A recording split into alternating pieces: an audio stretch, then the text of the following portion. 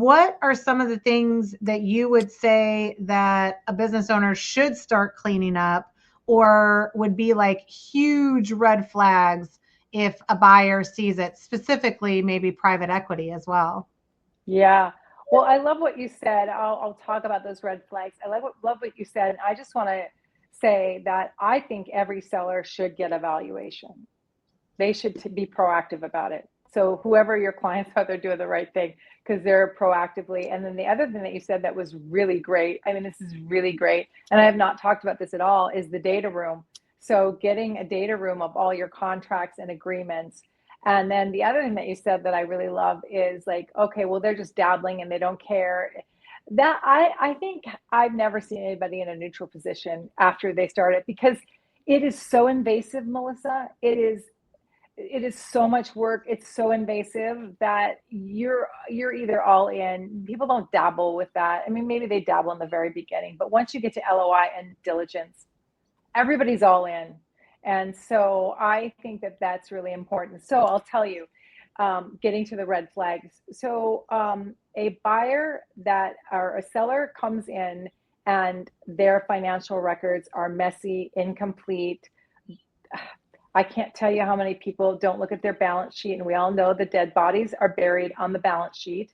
And so I had a seminar where I was talking to CEOs, and I said, who looks at their P&L every month? All the hands went up. Who looks at their balance sheet every month? Not one hand went up. There was one accountant in the room, and I knew who that was, and that came out of 600 CEOs and founders. So nobody's looking at the balance sheet. And just CEOs who are listening right now, if you have any problems in your company that you don't know about, they're on your balance sheet.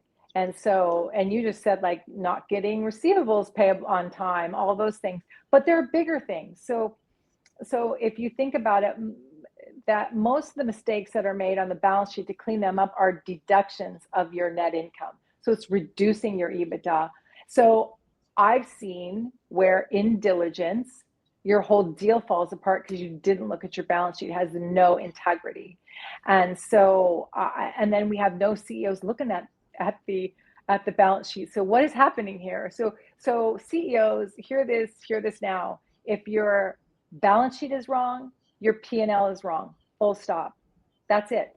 Okay, like that's it. So how can you look at one without the other? You could be looking at lies. The P&L can lie to you all day long. And so you would not want to find that in diligence. And so red flags are, and let's talk about this a little bit, how big your company is gets you in a multiple range. So maybe 4 to 6, depending on the size of your EBITDA and your industry, it'll get you in a range. Then how do you go from a 4 to a 6, which is real millions of dollars? That's a lot of money. How do we get there? Well, it's having tight books. It's having a leadership team, so it doesn't rely all on you. It's not a lifestyle business. It's having a North Star. How about a strategic plan that is actually planning things? How about some systems and processes and procedures? When you have these things in place, trust goes up for you, and so does the multiple. When risk goes down to the buyer, the multiple goes up. Those go together. So red flags are, you are the only one in the business that knows how to do everything, and your accounting is messy, and you put blood, sweat, and tears in your business. You've got a great business, but it's not sellable. And that's the biggest red flag.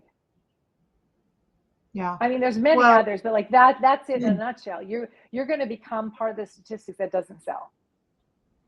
Yeah, and I think it's interesting because anytime you have somebody come in to value the business, right? This is just a third party.